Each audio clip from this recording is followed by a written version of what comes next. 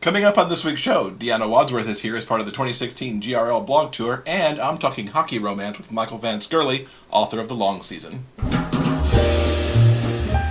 Welcome to the Big Gay Fiction Podcast, the show for readers and writers of gay romance fiction. If you can read it, write it, watch it, or listen to it, these two guys are going to talk about it. Now, here are your hosts, Jeff Adams and Will Knaus. Welcome to episode 42 of Jeff and Will's Big Gay Fiction Podcast. I'm Jeff from JeffAdamsWrites.com. And I'm Will from WillKnaus.com. So, how's it going? It is fine. I wasn't completely in the mood to do this, but for some reason we've been cracking each other up, and now I'm feeling downright perky. Awesome. I like it when you're perky. You have some editorial news. Yeah, a couple of bits of to news. share with our listeners. Somewhere on Mackinac is finally going to get out the door. Yay! By the time this podcast actually drops on Monday morning, it will be submitted. So, excellent. Yeah. Plus, Love's opening night, which I had accepted and contracted a couple weeks ago, has gone into editing a little early. So it's looking good to get out by the end of this year. No set date yet, but as soon as I have that, I'll get it out to everybody. Cool. Now, you have news for folks. You have news to use. Well, sort of news to use. First, I want to show off my brand new hardcover edition of Valley of the Dolls. I've mentioned this in a previous podcast. I have finally received my copy, and it is more beautiful than I could have ever asked for. The jacket Can you just show off the pretty pages, the binding, the pages? The jacket is beautifully redesigned, black, gold, and pink. It's got these beautiful hot pink end pages. So pretty. The book cover itself has got this faux crocodile with pink sequin dots on it. So the book itself is beautiful, and for the 50th anniversary edition, there are some new additions up front. First of all is an introduction by Simon Doonan, and it's hilarious because it's Simon. Then there is a short contextual essay from the estate of Jacqueline Suzanne. Sort of gives you a brief history of dolls and what it has meant to pop culture.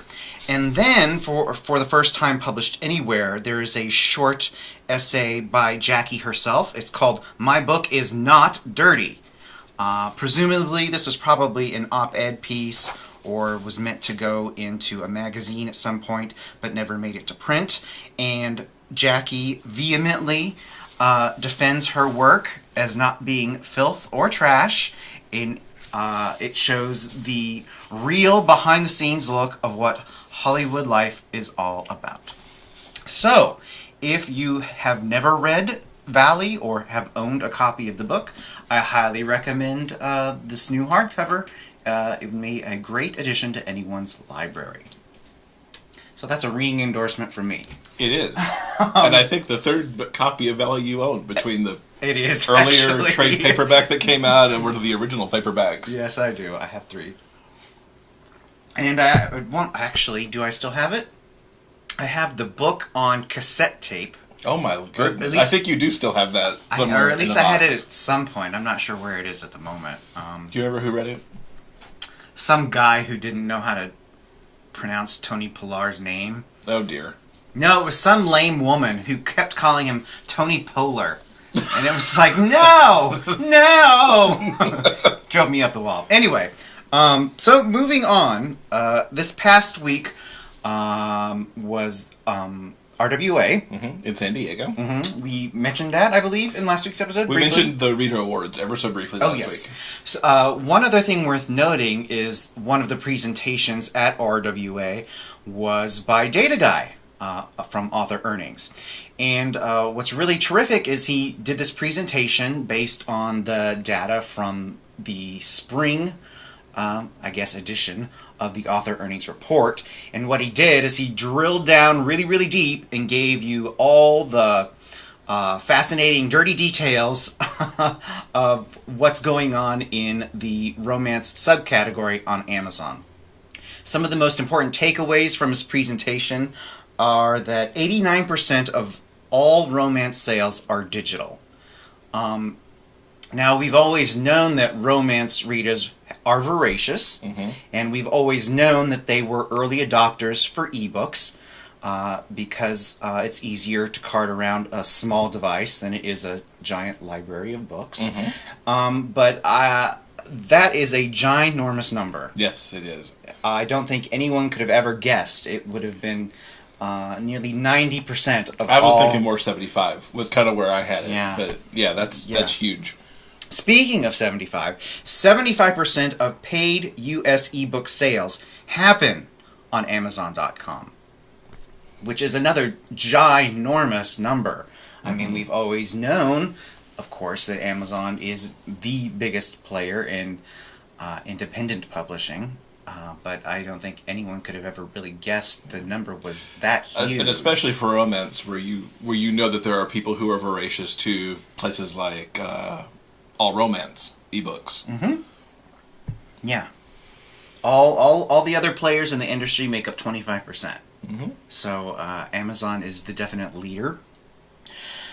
He also broke down some of the numbers in the popular romance subgenres. Now, the LGBT category sat comfortably in the middle of romance between the anthologies and erotic romance. So it's hanging out pretty comfortably in the middle, which is good news. On Amazon, the LGBT romance category isn't broken down into traditional subcategories like, gay paranormal romance or gay suspense, or like, they are in regular quote-unquote romance. They're only broken out into 4 subcategories, which are, of course, gay, lesbian, bisexual, and transgendered. No big surprise, gay outsells all the other categories by a very large margin. Lesbian and bisexual romances are pretty even, with the transgender romance falling... I don't want to say dead last, but, it does not perform nearly as well as the other subcategories. Another interesting tidbit worth noting for our author friends listening, that that contemporary romance outsells all other categories massively. That's not really a surprise. But what was interesting is that he has a graph and he breaks it down, and it shows that contemporary doesn't necessarily make authors the most money. New adult college romances, military romances, and sports romances actually each make more per title for their author than romances in the contemporary category. Now, this is probably because the contemporary category is so large an umbrella term, and there are a lot more authors and a lot more titles in that specific category. And it means that there are fewer authors writing in the new adult, military, and sports categories, but there's still a voracious audience for those books. So those authors are actually making more than their contemporary counterparts? Yeah. So those are interesting numbers. And comparatively, earnings per title when it comes to LGBT romance are still a pretty healthy market. This is only a small portion. I wanted to speak to the gay romance readers and writers out there.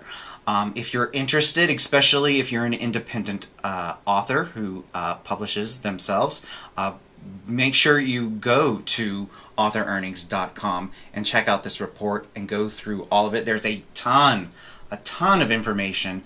It's really fascinating stuff. Yeah, we'll link to that in the show notes as well. Speaking of the show notes, this is the last week for the poll, where we're trying to find out who you, our listeners, are. Whether you're an author, a reader, or an author/reader, take a moment, click on that poll in this week's show notes. Time now for the GRL Guest Author Spotlight. We're happy to welcome Deanna Wadsworth to the podcast as part of the official 2016 GRL Blog Tour. Deanna might be a best-selling erotica author, but she leads a pretty vanilla life in Ohio with her wonderful husband and a couple of adorable cocker spaniels. She's been spinning tales and penning stories since childhood, and her first erotic novella was published in 2010. When she isn't writing books or brainstorming with friends, you can find her making people gorgeous at a beauty salon. She loves music and dancing, and in between all that fun, she cherishes the quiet time when she can let her wildly active imagination have full run of her mind. Her fascination with people and the inner workings of their relationships have always inspired her to write romance with spice and love without boundaries. Thanks for being with us today, Deanna. Hi, Jeff. How are you? I'm doing good, thanks. How are you doing today? I'm not too bad. It's a little hot here in Ohio, but I can stay inside my air conditioning. So, to get to your books, you've had 2 new ones this spring in your One Night Stand series. Tell us about the series and those new books, Finding His Fantasy and Too Good to Be True. Well, One Night Stand is a multi-author series that Decadent Publishing puts out. I have written 5 currently, and I have a good friend of mine, Wendy Burke. She writes straight romances, and our characters kind of overlap each other's books. And so basically the series concept is you have this mysterious woman named Madam Eve, kind of picture a Mr. Rourke from Fantasy Island, and she owns a fantasy dating agency. So each of the characters in these stories are kind of looking for something, so they hire this dating agency when, of course, they find true love because it's fiction. Finding His Fantasy is about an art gallery owner named Paul. He's a bit pretentious. Some reviewers haven't really liked him, but I adore him. And he hires Madam Eve because he's tired of the swinging single life and one-night stands, so he hires an agency called One Night Stand. Ironic, right? And he meets this gorgeous Haitian guy down in Turks and Caicos named Yosef, and they make a cameo in the beginning of Too Good to Be True because the hero from Too Good to Be True, Tim, is a security agent who is working at Paul's art gallery. So they kind of connect a little bit, and they're very sexy. Oh, and Too Good to Be True totally has a foot fetish sex scene in it. It's my first. Nice. So how did you 2 concoct this series? What was the inspiration for this series of overlapping books? I was cutting her hair, and we were just talking, and probably appalling the people sitting in the chair next to us because I have like we've had little brainstorming sessions like when we do hair or go have lunch, and I'll be like, she's like, yeah, I don't know, I think the priest is going to be her friend, and I'm like, you should totally kill the priest, and like people down are like, what is wrong with those people?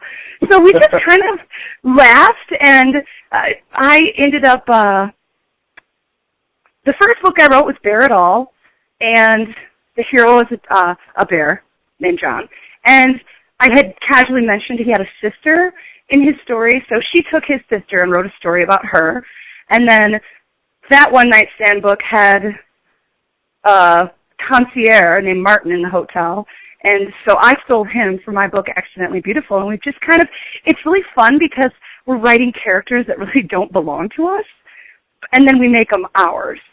So Paul from Finding His Fantasy was originally, Wendy wrote a Christmas story called Wise Men Say, about a woman whose husband had been MIA, and Paul was her, and she was an artist, and Paul was her best friend, and she just made him this just wildly rich, flamboyant man, and I just fell in love with him, so I wrote his story. But she really kind of created him. It's a fun writing exercise, actually. How much back and forth do you 2 have, like when you take one of her characters or she takes one of yours, or does it just matter, you just pick it up and go? We kind of pick it up and go, but we're also critique too, and I'll be like, she'll do a story, like for instance, her story, Hasty Back, was the continuation of my book, Accidentally Beautiful, and you get a sneak peek of my 2 heroes, Martin and Garrett, in this Scottish pub, and she wrote up the scene, and I'm like, oh, Garrett would never say that because he's a total dom, so I tweaked his dialogue, and and Too Good to Be True. Tim is actually moving in with this older woman he's friends with because he's broke. And, she didn't like the fact that her name was Marie, so she changed it to Rita. And she's the one who basically flushed out everything about her, but when I write the dialogue, she'll be like, oh, yeah, that's funny. She would say that, It's just sort of the symbiotic thing, and we're good friends, and we just have a great time with it. And I love how you merged it into your work, because some of these discussions happened while you're working on her hair in the beauty salon. Oh, yeah. I mean, as much as I would love to be a full-time writer, I do really enjoy my clientele. I mean, I call them my council of wise women, because not very many people get to be friends with such a diverse group of people. And it kind of gives me inspiration for story ideas, too. The crazy things people tell me. The current book I'm working on is called The Rhubarb Patch, and it's sort of a city mouse, country mouse story, and all of the bizarre gardening little stories that are in the book are, true, because they're ones clients have told me over the years. For instance, one of my dear friends, her aunt was a nun who lived in a convent up on Lake Michigan. And when she and her sisters were little, she would teach her to go out into the garden with the tomatoes and take her ring finger and touch all the yellow tomato flowers, sort of pollinating them, and she called it hand-screwing the tomatoes. I mean, you can't make that stuff up. So that ended up in a nun teaching her little nieces hand-screwing the tomatoes. It's just hilarious. So, I get to hear all these crazy, quirky stories, and not all of them specifically end up into a book, but they do spark my imagination. And how could that comment not spark imagination? Right? I can't wait for my editor. I'm not going to tell her that some of the stuff's true, because I can't wait for her to, correct me. Because I'll be like, okay, well, that actually is true. So, did it happen? So, Naughty Cupid is another of your bestsellers. Tell us what's behind that book. Naughty Cupid is a first-person story about a Cupid named Leo. And I've sort of created this absurd version of mythology and the real world. There's an interdimensional association of Cupids, the IDAC, and they have a gay division and a straight division, and Leo works in the gay division, and the gay arrows are weaker, and he is very disgruntled about the organization, which is very like the FBI, sort of, very all rules and procedures, and he has acquired an illegal gaydar device. So he's scanning closeted gay people and shooting them with his gay loss arrows just to kind of stir up trouble. And he gets caught by an Aztec god of the wind who works in the straight division of the IDAC. And they have this immediate attraction. It's very magical and out of control and sexy.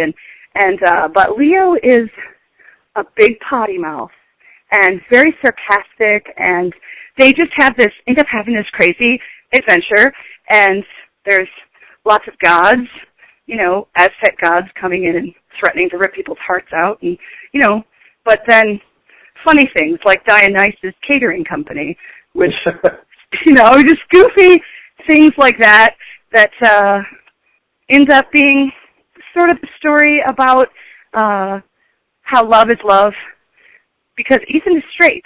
The Aztec god Ethan, he's straight, or so everyone thinks. So it's sort of got this underlying theme that was actually pretty accidental on my part. It's just what everybody seemed to pick up on, and I kind of fleshed it out a little more. But it's pretty fun, and there's some sad things in there too, but for the most part, it's just sexy and funny. Nice. It sounds a lot of fun. The Dionysus Catering Company. Yeah, I have a disclaimer on the first page that says that if you're a stickler for rules, you should probably skip the book because I've bastardized everything. And, but if you like time travel, penis piercings, and hot sex, then you'll like the story. So you've talked a little bit about Rhubarb Patch.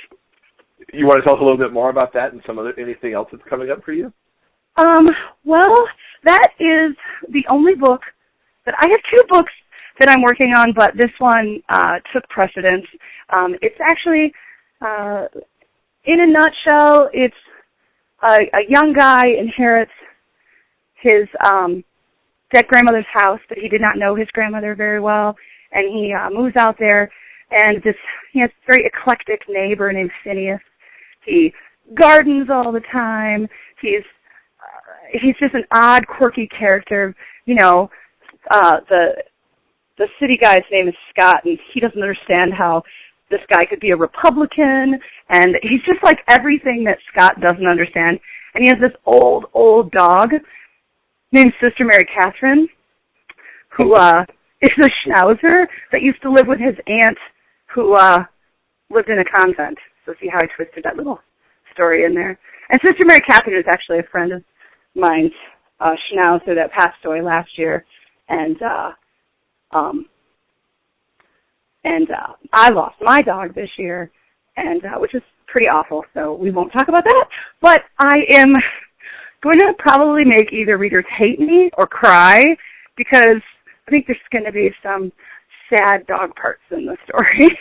Oh. But I'm hoping it's going to be funny, too. I don't know. Sometimes, I don't know. I either write really funny or really sad. So I'm hoping this book has a twist of each.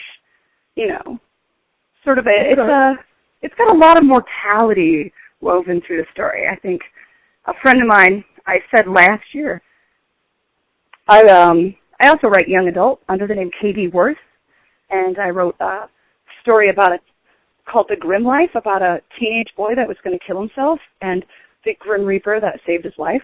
So that book's pretty sad. And actually, Naughty Cupid has some really sad parts in it. And I told my friend, I go, is this because, like, I'm depressed and morbid, or are my characters making me this way? And we decided it's just like a chicken or the egg thing. Like, I don't know. If I'm writing funny, then I'm funny. If I'm writing dark, then I'm dark. Whether it's me or... I guess I'll never know. I tend to agree with chicken or the egg on that one. It just kind of... Yeah. They follow each other, I think. Yeah, exactly. So right now I'm writing a gardening story during gardening season, you know, about a weird guy who has a 16-year-old dog. So what are you looking forward to in Kansas City? Oh, just being around everybody. I mean, have you gone to GRL before? Because I missed last year. Yeah, we've been to every one except the first one in New Orleans. Oh, okay. Then I probably met you, because I think I meet everybody there, but I just don't remember names necessarily until I see their faces. Yeah, we're horrible with that, too. But I think that's the best part about GRL is it's like you make all these friends for this, like, magical weekend where everybody is talking about the same things. Like, you know, to most people I know, it's weird that a straight, cisgender white woman writes gay romance novels, but when I go to GRL, it's like, oh, I get to talk about my favorite thing all the time. And just, it's such a wonderful, accepting, fun weekend. And come on, the costume parties are great. Well, yeah, they really are. I'm always daunted by the costume party because I don't costume well. But these people who show up in the elaborate outfits, it's like, wow. Yes, I'm definitely thinking that I might win the Somewhere in Time party for most original costume, because what I'm planning is pretty weird, and I don't know if anyone else will do it. I'll be super disappointed if they do, but you know. Okay. And no, well, I'm interested to see what you wear now. So I look forward to that. I just thought of it yesterday. I just gotta, you know, find the right outfit to, because I can't sew. So I just gotta find the right pieces and coerce someone else into sewing parts for me. I bet there's somebody at your beauty salon who will take care of that for you. Yeah, probably. So what's the best way for folks to keep up with you online? Oh, I'm on Facebook a lot. I do more on my personal Facebook page, so, which is, just Deanna Wadsworth. And then I have an author page that you can like. That's Deanna Wadsworth, I think, /author. I do have a Twitter. I'm on Pinterest a lot, too, and Instagram as Deanna Wads on Instagram. But, yeah, mostly Facebook, I would say. I try to keep my website updated, but it's so much work. It really is. Well, we will link up to all those things in the show notes so people can find your books and keep up with everything. Awesome. Deanna, it was awesome talking to you, and look Yes, forward it to was seeing fun. you and reconnecting in Kansas. Thank you, and thank you for hosting me. You can follow the GRL Blog Tour by going to gayromlit.com/2016 blog tour. And a reminder, of course, for those of you following the GRL Tour, we do have the 7-inch Fire tablet we're giving away that's packed with ebooks. So go and hit the Rafflecopter on this week's show notes so you can participate and get your entries. This week's word of the week is fantasy, to key off of the title of one of Deanna's books. So make sure you get that into the Rafflecopter this week. I had an awesome time talking to Michael Vance Gurley. We talked way too long. So we do have a bonus track that we'll talk about at the end of this interview. But his debut novel, The Long Season, talks about hockey in 1926 at the formation of the Chicago Blackhawks and two players who discover that they might have something for each other going on that season. So let's get to Michael's interview. It's our pleasure to welcome Michael Vance Gurley to the podcast. Michael was born in Chicago and grew up and worked in the shadow of Capone's house in a union hall where he first discovered a love of gangsters and the Roaring Twenties. Michael has worked with special needs children for nearly 20 years, and his work with young adults led to a love of YA books, but he was raised with classic horror, beat poetry, and comics. As a winner of a Pitchapalooza author event, Michael received some helpful guidance for his first novel, The Long Season, which is among the best books I've read this year. He still lives in Chicagoland, and despite it being cliche, gets asked about gangsters whenever traveling abroad. Thanks for being here, Michael. Thank you for having me. Yeah, it's a great pleasure. Like I said, Long Season is one of my very favorite books of the year so far. I'm glad it got onto my book list. Oh, that was great to hear out loud. Tell our listeners about The Long Season. Well, and again, thanks, Jeff, for having me here. It's exciting, and especially it's exciting because your hat trick book. I've only read the first one, and I'm can't wait for the rest of them. It's so incredible. It's nice to be compared to that book, among others in our field. But that's a very good book. So kudos to you on that as well. Thank you for that. Yeah, The Long Season is it's a book about a closeted hockey player in the 1920s who comes from a farm town in Delavan, Wisconsin, and gets drafted to at first a minor team in Milwaukee, which is the big city for him, and then he gets drafted into the Chicago Blackhawks in their very first formation year in 1926. So here's this farm boy who goes to the big city and is just kind of fish out of water at first, and he's got this giant secret that he's hiding, and then he meets what he hopes to be, at some point, the love of his life, the goalie Jean-Paul Moreau. And we learn about his journey in a relationship with Jean-Paul and what's that like in the 20s for gay young men. Are there places for them to go, and what will they do, and can they even have relationships, in a very closeted world? So that's the crux of the story, and it follows them through an entire year of hockey, the full season, which of course is the long season, because as any hockey fan knows, hockey has actually a very long season, and then it has a second season, which is almost as long in order to get to the Stanley Cup. Mm-hmm. So we mentioned in your bio, the love of gangsters and the 20s, and I know your love of hockey. And in fact, for the folks watching the video feed, they see the Chicago Blackhawks jersey hanging on the wall behind you. How did you decide to blend all this together to get your inspiration for this book? By the way, the jersey's signed by Dennis Savard. The Savoir Faire is everywhere. He's one of my favorite players who I got to meet. I love so many different things. Like any any reader, voracious reader. You love so many different things, and then you're thinking about, I want to write my first book, and I want it to represent something really interesting to me. And like I mentioned, growing up in Cicero and around all the Al Capone stuff and gangsters, and I started to enjoy. And Chicago has this rich history of gangsters, obviously, with Al Capone, and all that comes together with just the Roaring '20s pizzazz and the whole F. Scott Fitzgerald vibe, and I love that stuff. And I'm a huge hockey nut, and of course, gay rights are an incredibly important issue to me. I marched in the Equality for Marriage in Chicago, which was supposed to just be a little rally, and it turned into a march where we took over the streets peacefully, and with these fabulous 8-foot drag queens walking down Michigan Avenue, taking it over, being fantastic. And then the next year, who knew that we would get marriage equality, which is amazing. Never thought in my lifetime. So I wanted to put all that together, these amazing coming out stories that are out there, that I just wanted to put my mark out there as well. I wanted to do something that was very interesting to me.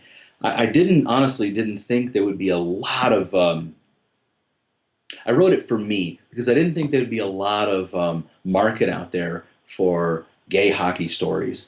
I know that through research there are a plethora of books in that genre. I'm not going to say that when I started writing it there weren't as many, because there were several out there, but when I started almost 5 years ago in my research, there were far fewer. It's kind of exploded, I think, and it's not because of me. Mine just came out. So it's really incredible that my passion is also a lot of other people's passion, which is really cool. Yeah, it certainly has exploded. When I wrote the first Hat Trick, I didn't see any YA hockey books out there, which is why I picked kind of that niche. And then over time, there's been so many more, but this is certainly the first historical one that I've seen, because mostly it's modern day athletes. Yeah, I think it might be the only historical one, and we can talk about that more later. But yeah, the Hat Trick might be the only one that I can think of that's YA, senior year of high school, and I'm so curious. We can maybe talk later, but I'm so curious about how it'll progress now that it's going to become, I guess you'd call it new adult in Hat Trick 2, and then probably new adult / adult in Hat Book 3, Hat Trick 3. I wonder how the scenes will evolve. So yeah, it was interesting to track that, because I understand that I broke a few rules in some ways, keeping my central couple the same in the 3 books, but I had a story to tell, long run. But we can circle back to that at some point if we want to, because I want to keep going kind of down the historical path, and why I guess you chose to go historical, which is a little outside the norm for an athlete story as far as I can tell. And then also kind of how you researched everything to get all of this right.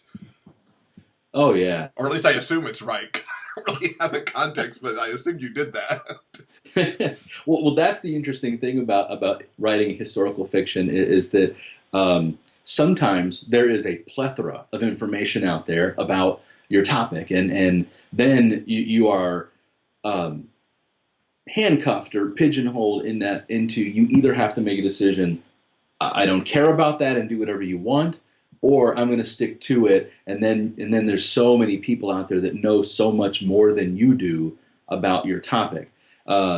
Gay life in the 20s in Chicago isn't one of those categories where there's a plethora of information out there.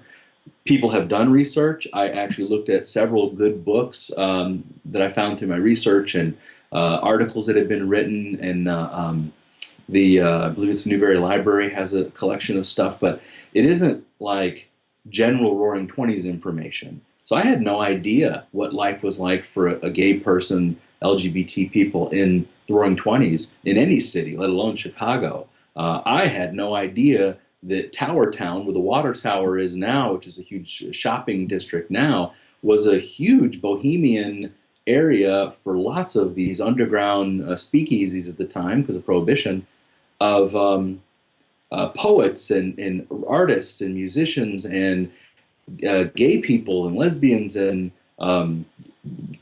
communists and Bolsheviks and anybody that had a different kind of thought, socialists, and all that was a no-no, And then they found a place in Tower Town, which is so downtown Chicago. It was kind of amazing to me and really cool. So research played a huge part.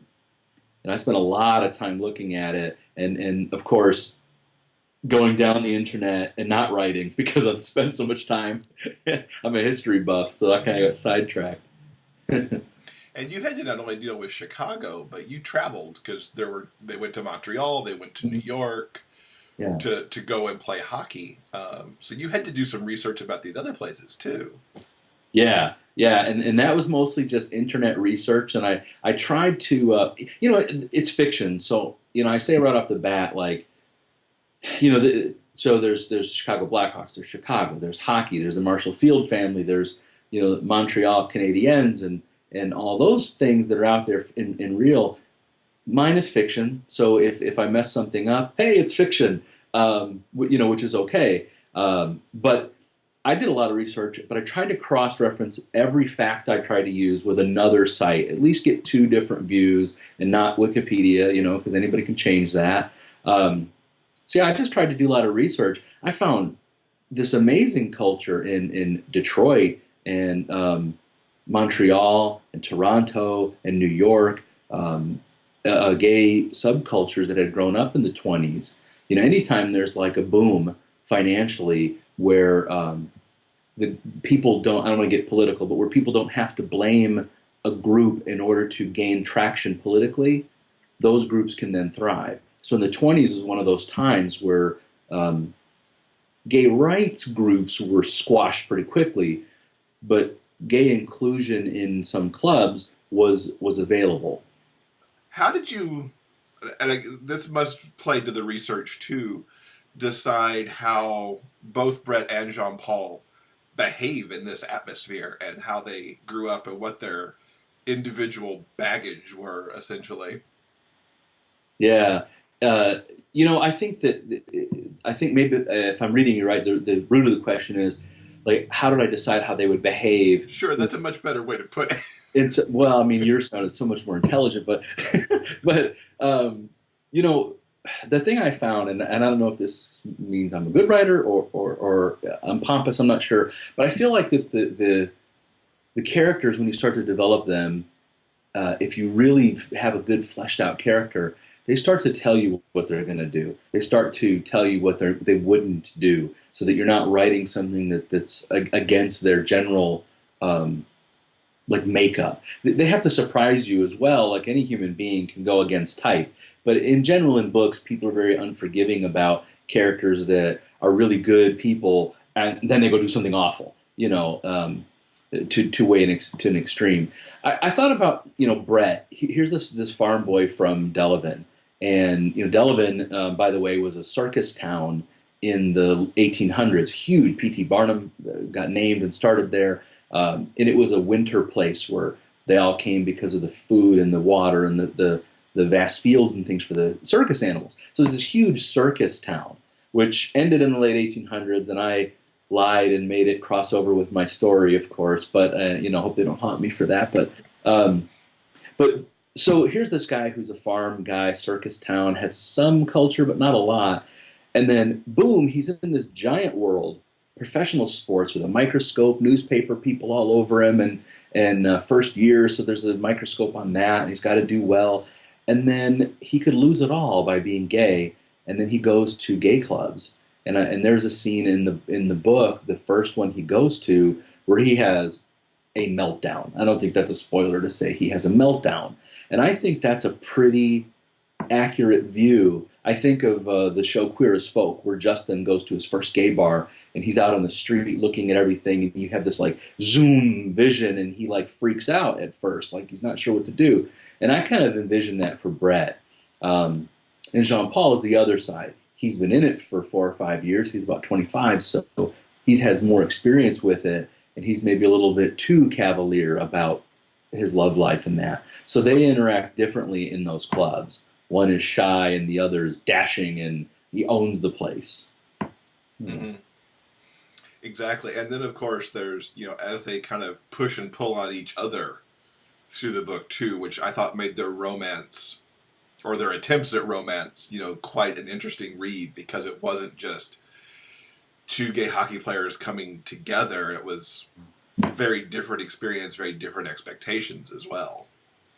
Yeah, I think, I compare them, which, I read Hat Trick later, but I compare them, Simon and Alex, who, when they go to their club, they're like, it's like a whole new world for them. And they're both ready for love. They're both ready for a relationship in their life. They're maybe freaked out about coming out and freaked out about what could happen, but they were like emotionally ready for that. And Jean-Paul isn't.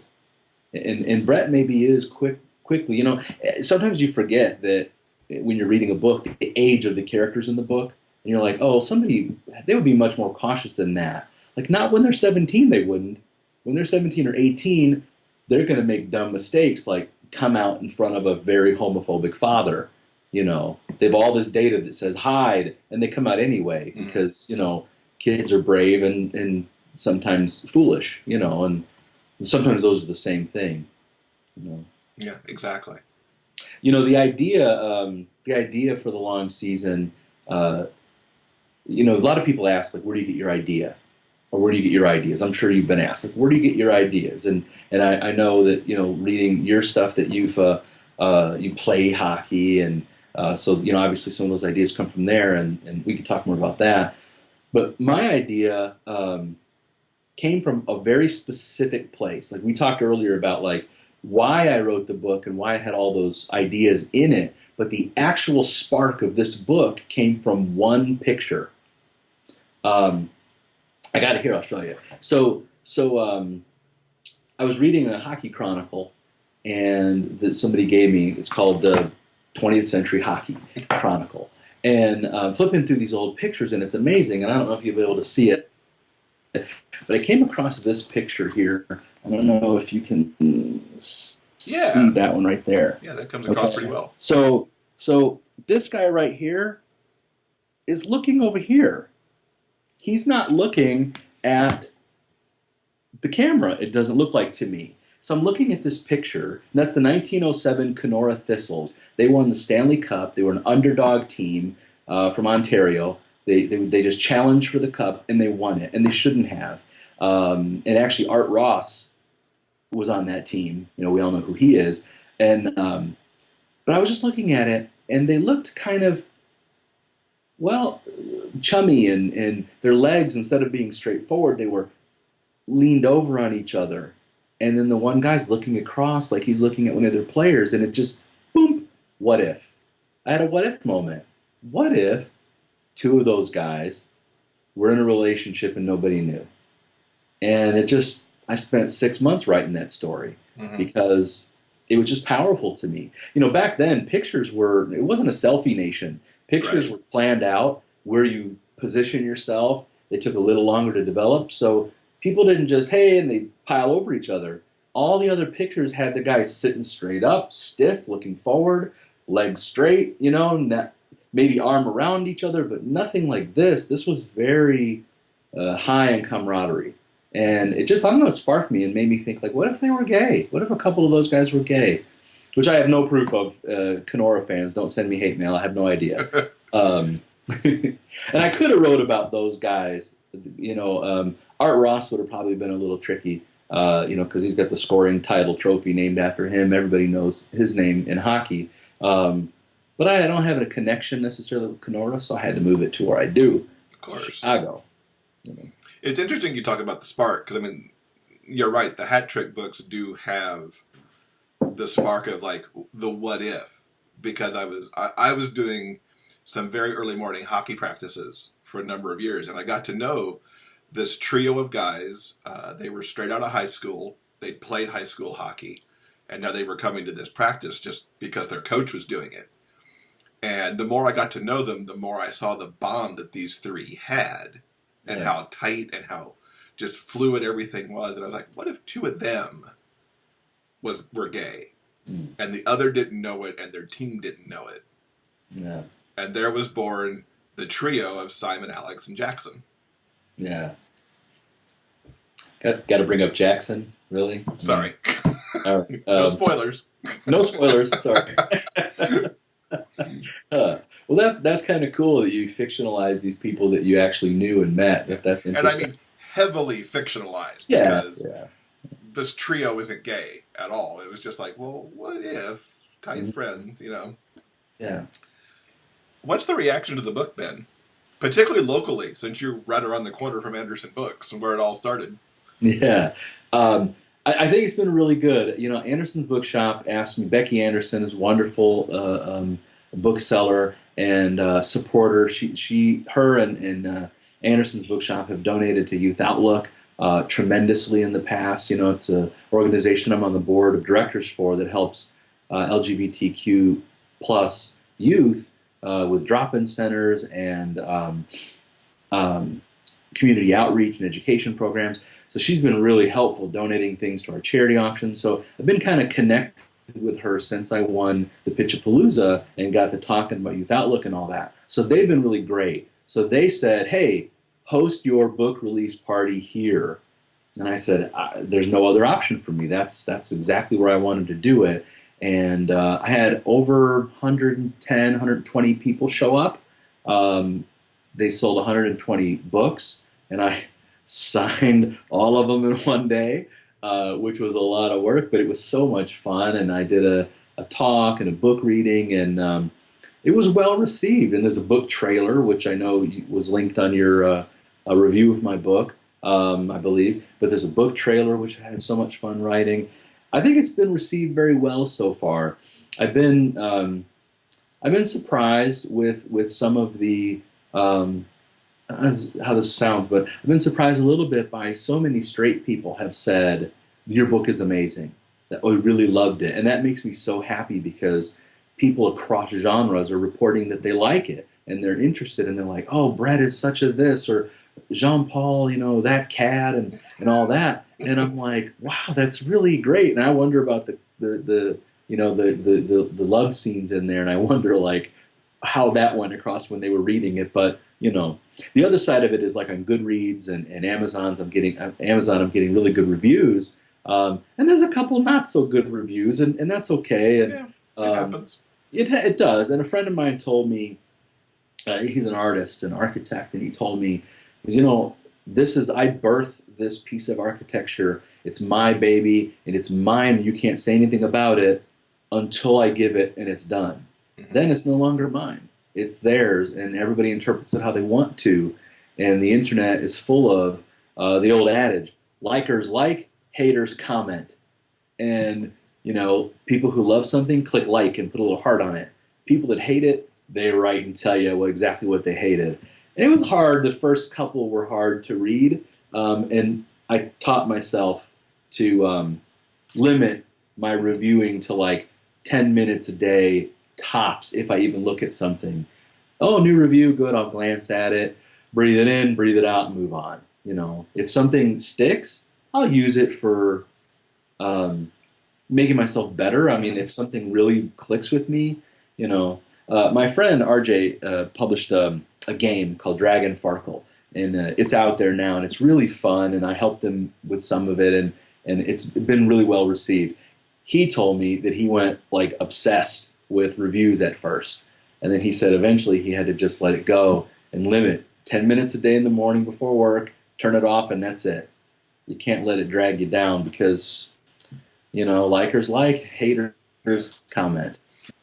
We've talked a little bit about, you know, my hat trick book, especially the first one versus Long Season, and looking at contemporary romances and expanding it out a little bit. Like Serena Bowen's got the Him and Us duo with that she writes with L. Kennedy. She also wrote, Serena also wrote The Understatement of the Year, which I know you haven't read and you really need to. It's interesting to me to see between the contemporary and a book that's set some 90 years ago. The how much some things have changed and how much some things really haven't. Whether it's in terms of just being gay and out, or more specifically being gay inside of sports. Yeah. How do you feel about that? As having read some of these and also written your own now. Yeah, earlier you had asked about why historical fiction and not contemporary, and it's a conversation that I had with my publisher as well. Like, because you really should be challenged on all of your ideas so that you make them thoughtfully. And there are so many things about the time of the 20s in historical fiction about gays and that are relatively similar to like the 2000s going into now. The kind of boom in the start, although back then it sort of collapsed, and now we're seeing it continue to grow, and there's opposition to gay rights and LGBT rights, but it's generally becoming much less favorable to be anti-LGBT than in the past. So hopefully that continues, right? But the contemporary ideas, I'm like reading in Hat Trick, where I think the team's response, hopefully no spoiler, but I think the team's response, and maybe the group, the society around Simon and Alex, their response is, I feel most contemporaries, is different than it would have been if the Blackhawks were to find out earlier in the book that, that these guys are gay.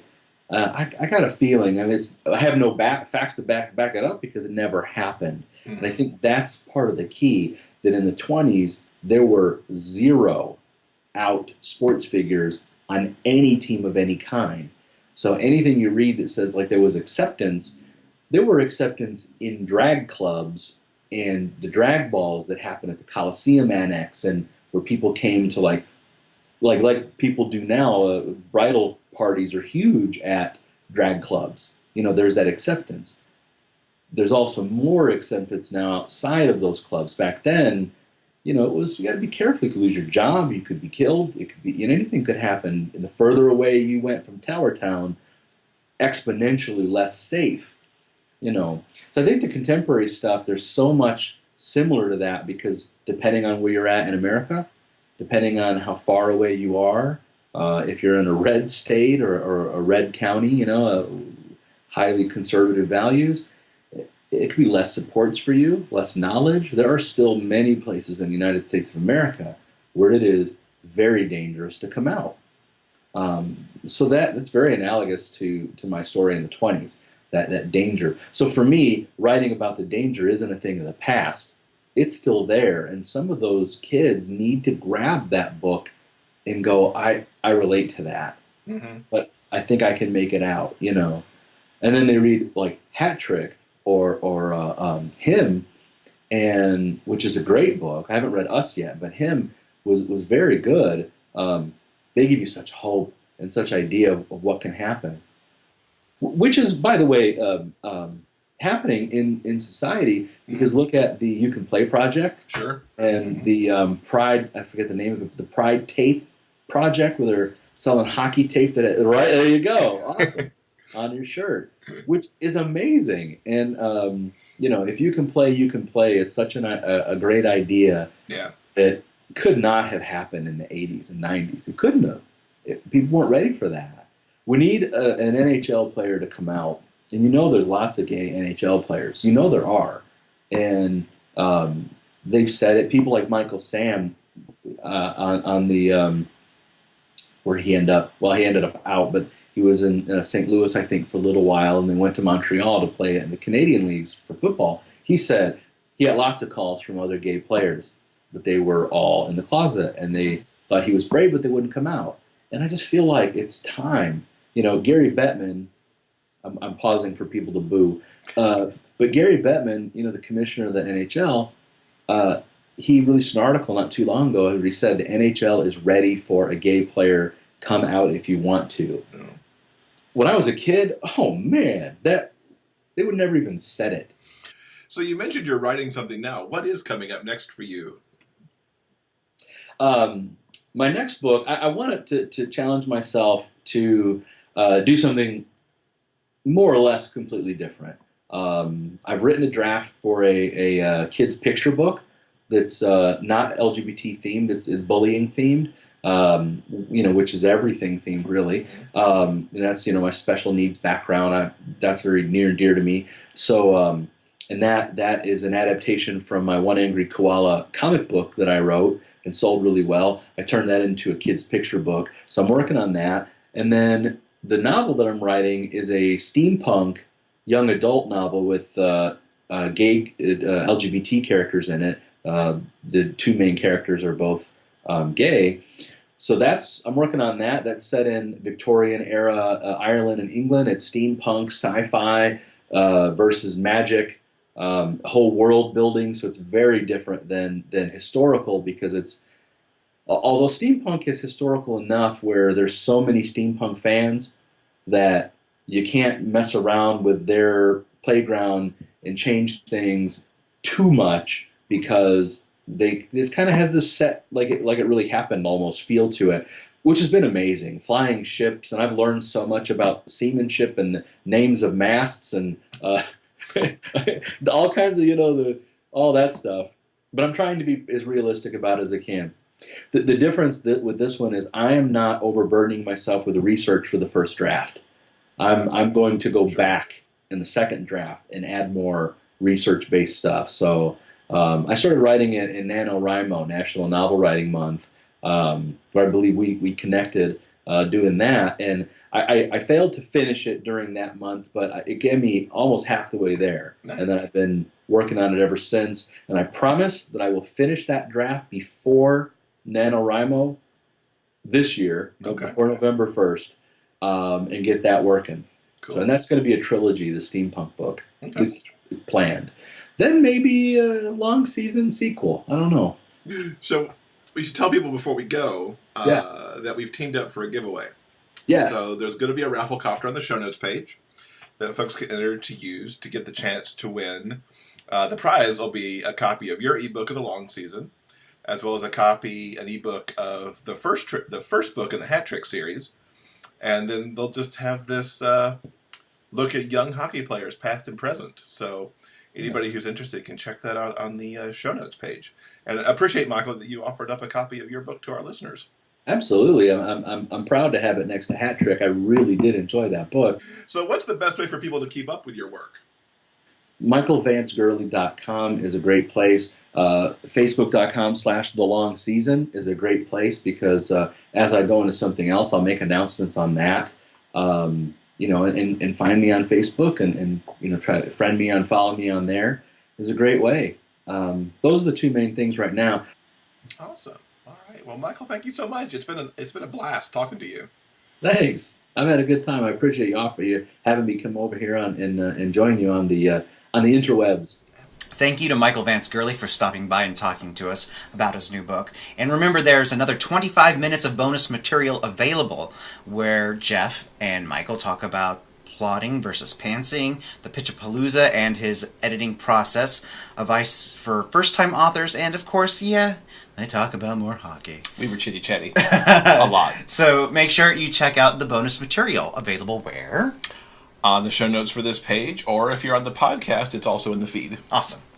And remember that Michael and I are teamed up for a giveaway. There's another Rafflecopter on the show notes page for episode 42 that will be running through the end of the day on Sunday, July 31st.